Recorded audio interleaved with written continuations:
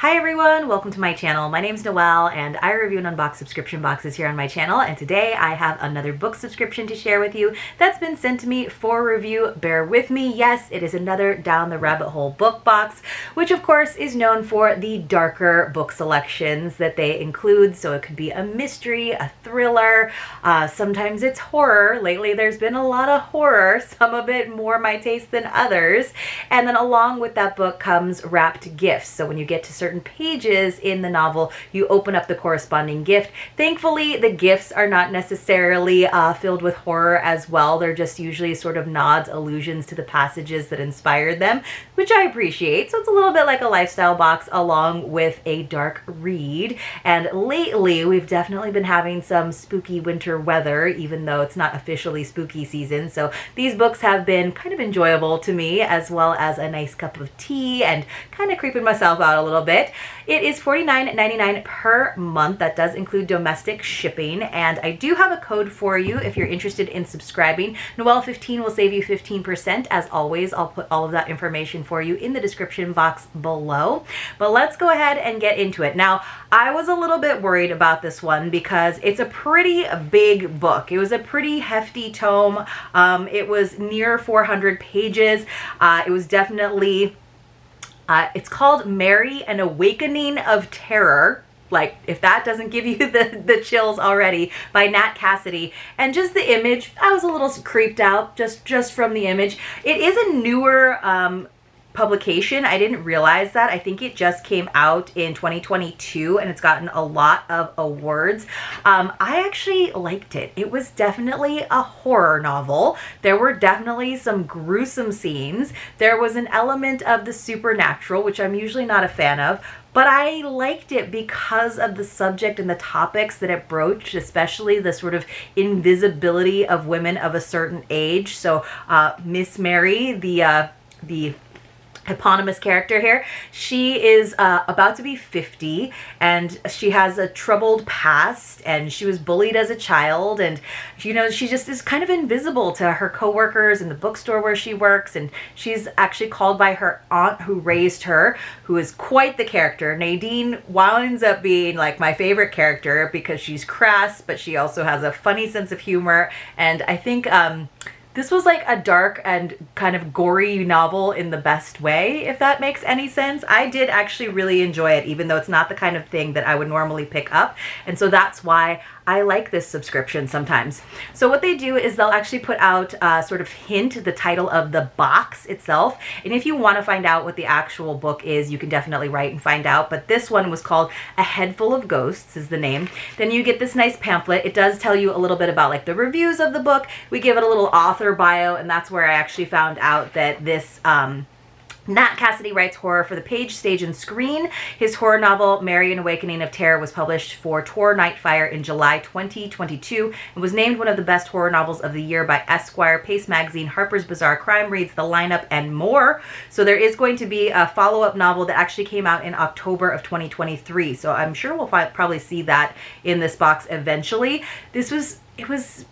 I don't know. I liked it more than I thought I would, I will say. We also usually get an playlist that is inspired, as well as a bookmark with a quote. So here's a nice scary image on one side. And then the quote, this is kind of interesting. The quote this time around comes from, I think this is from, it's either the author's note at the beginning or the afterword, both of which, written by the author, were really, really great. They were written in a humorous way. They were written in a very interesting way, learning about the writing process, how the story came about, and I liked it. So this quote is, "But more than that, my mom knew the value of horror as a genre. She knew there were distinct benefits to be gained by spending time with our fears and getting to know them personally." So he talks about his mom a little bit. I think that was in the author's note at the beginning. But let me go ahead and read the blurb to you. Maybe I'll have time to read a little bit of the afterward at the end, which was really great. I did love reading that. So in this case, definitely don't skip either of those. Sometimes I skip those, but in this case, do not do that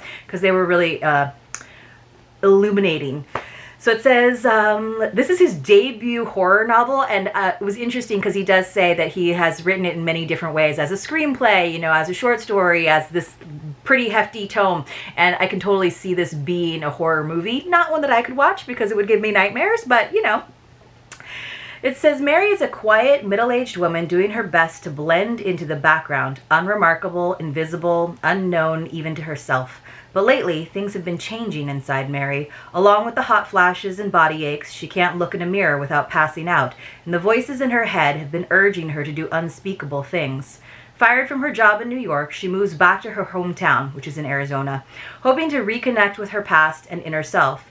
Instead, visions of terrifying, mutilated specters overwhelm her with increasing regularity, and she begins auto-writing strange thoughts and phrases. Mary discovers that these experiences are echoes of an infamous serial killer. Then the killings begin again. Mary's definitely gonna find herself. So it was really, really good. So let me see if I can find the... And then it was sort of interspersed with these all-black pages, many with quotes from The Awakening, or this other sort of fictional account of what happens in this book from Special Agent Peter Arliss, In the Dark with the Devil, one heroic FBI agent's ground zero account of the Arroyo Easter Massacre. So it's like foreshadowing, as if this was like a true crime. That was a true crime book. So the beginning is April 20th, 1969. There's a corpse in the bathtub. She's leaning against the wall, legs dangling over the lip of the tub. Dumped there, looks like. So that's the opening scene. But let me see if I can find... I don't want to ruin that part. The afterword. Okay, little curse word coming up here. Afterword, or what's this asshole doing writing a book about menopause? I'm like, see, so there's the humor. It's pretty good. And he says, I first wrote this book when I was 13. Before you get too impressed, though, when I say book, really it ran about 100 pages. And when I say wrote, well, at that age, I was more preoccupied with finding grown-up sounding synonyms for commonplace words than any sort of narrative flow.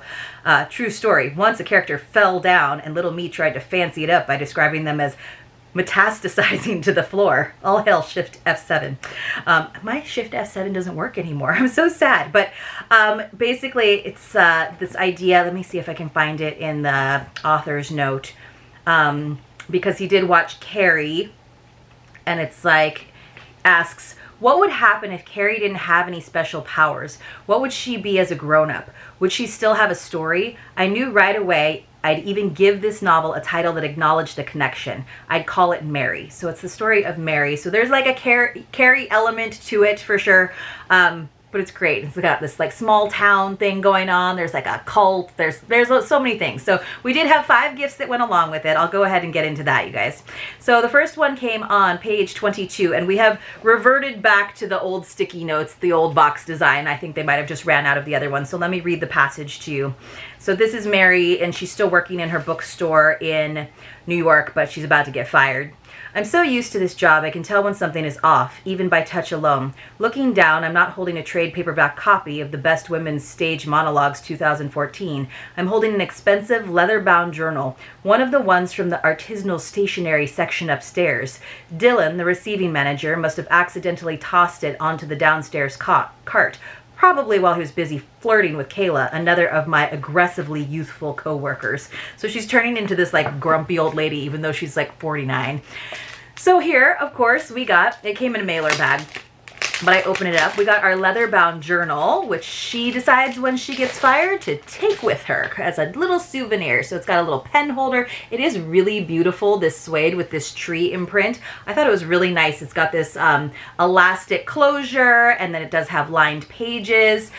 Pretty nice, honestly. And of course, a ribbon bookmarker. So, and this is perfect because Mary does wind up doing a bunch of auto writing. She's trying to figure out if she's like a reincarnated victim of this serial killer. And she winds up writing like this whole religious text that how would she know about it unless she really was related to and was the reincarnated serial killer's, spirit, I guess. So it was a good item to go along with it, and it does play quite a big role in the story. So then we have then we didn't have a gift until page 209, which is kind of a ways, like I said, this is not my usual kind of read, and somehow because the gruesome scenes were limited to words on a page versus like actual visuals, I was able to get through it, and I really wanted to kind of like find out what the mystery was, So let's see, 209, let me see if I can remember what we got. So here is what the little boxes will look like sometimes when it doesn't come in a mailer bag. Okay, she is at a bookstore and she's looking for some like herbal remedies to help with her perimenopause, but she's also looking for, it's kind of like a little bit of a more new agey kind of bookstore, I think. All right, so see, Anna Louise is the daughter of Barb. Barb runs the bookstore with her daughter, and Anna Louise was like was Mary's greatest tormentor back in school, but she has had a head trauma, so she mixes up her words sometimes.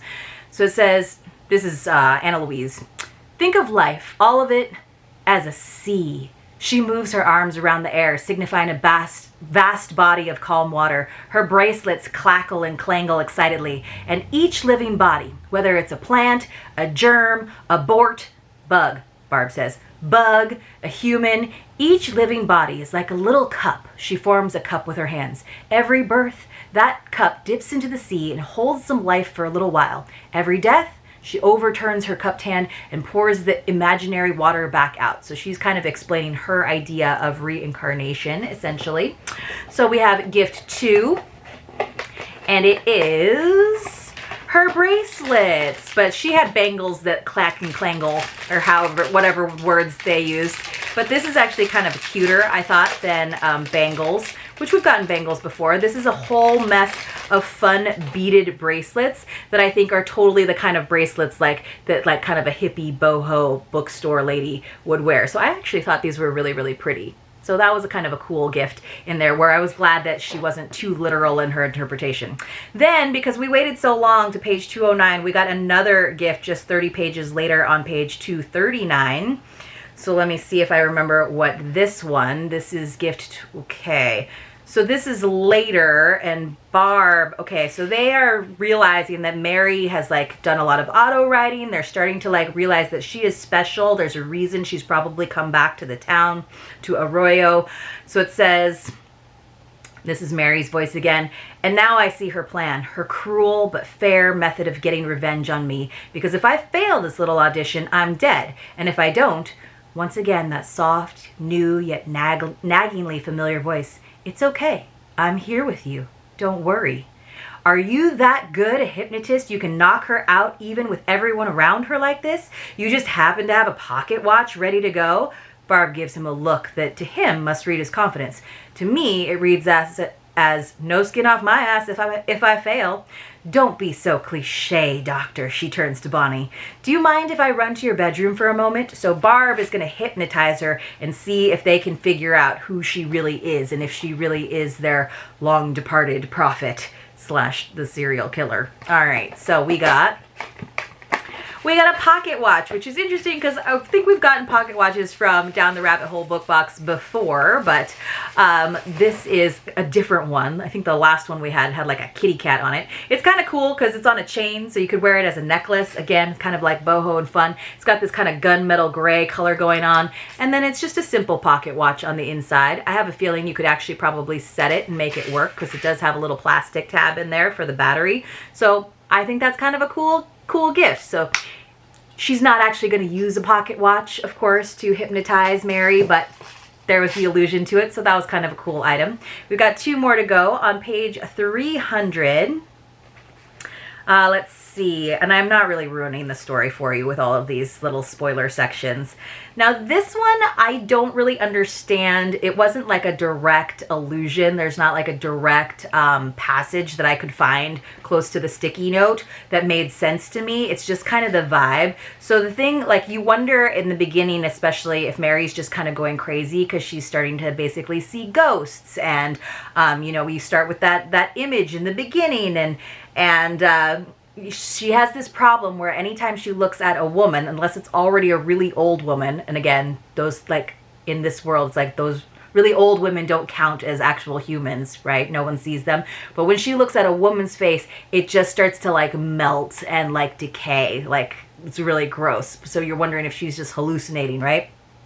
So there's this woman that works where she's back at this, it's a hospital now, but it's where a massacre once happened, and they decided to put a hospital in there. It's kind of weird. But she works with this woman named Nancy, who's been trying to plan this big like Easter event for the town, and she's the one that gets Mary a job kind of like filing stuff there in the basement of the hospital. And so she's interacting with her, and this is towards the end. So it says, she kind of runs into her and she's like, you look kind of distracted, kind of like worried about something. She says, you're not crazy, I say. Maybe the house is just haunted. Impulsively, I move my eyes up to her face. Her skin continues to recede and melt away, liquefy, putrefy. It's a horrible sight, but the rage that usually comes with it is muted now. After this morning, I think I'm too exhausted for rage. Right, she gives me an askance grin with lips that are cracking and dissolving. I was thinking more like maybe something got caught in a crawl space or something, but yeah, maybe the house is haunted. I keep looking. Pustules ooze, sores form like shallow pools of redness, bone peeks through. Her eyes go milky with cataracts. Nancy continues unawares. Anyway, I think tomorrow I might get here early to investigate before I start setting up for the egg hunt. There must be an entrance I don't know about, you know? Maybe an animal got caught and I can save it somehow. I'm barely listening. A curious thought has occurred to me. What would happen if I just keep staring? I've never tried that before. Old Mary was always too horrified to keep looking. What about new Mary? If I keep my eyes fixed on Nancy, how far will this hallucination go?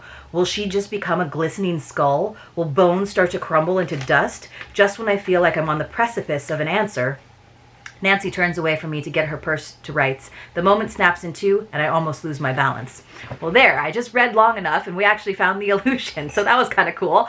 So, gift number 4, you can hear it rattling around in there. This is also a gift that we've gotten in a past Down the Rabbit Hole book box, but I was kind of excited about it because it's kind of a cool thing to have multiples of.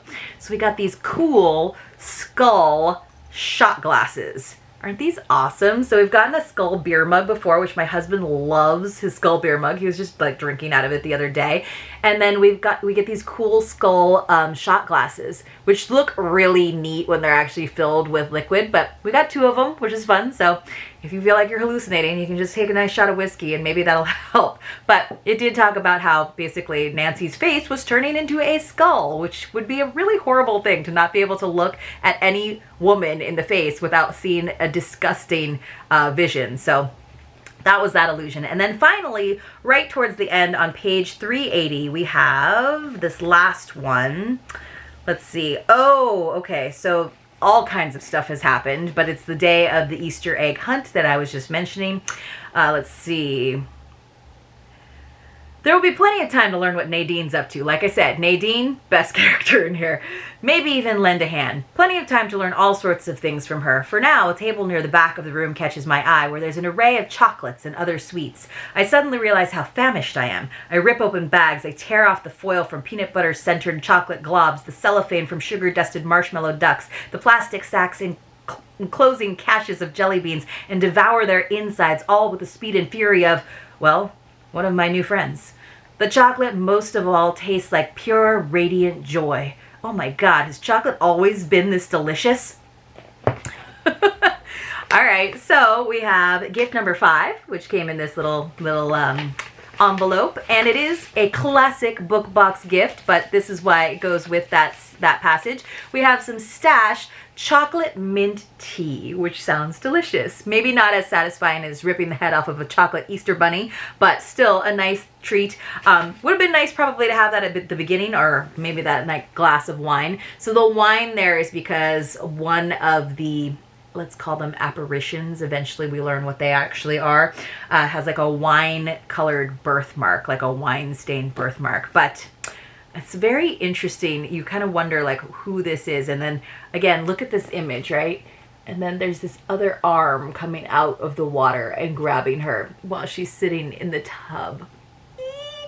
So like I've said many times, guys, I am not a bath girl, but actually let's have bath be our secret password for today. If you got to this point in the video, thank you so much for watching these videos. I know they're not for everyone. They might not be your cup of tea, but today's secret password is bath. When you come across a secret password in one of my videos, you want to enter it along with your contact information in the Google form linked for you in the description box below. Please do not put the secret passwords into the comments because then I have to delete them and you're not entered to win anything.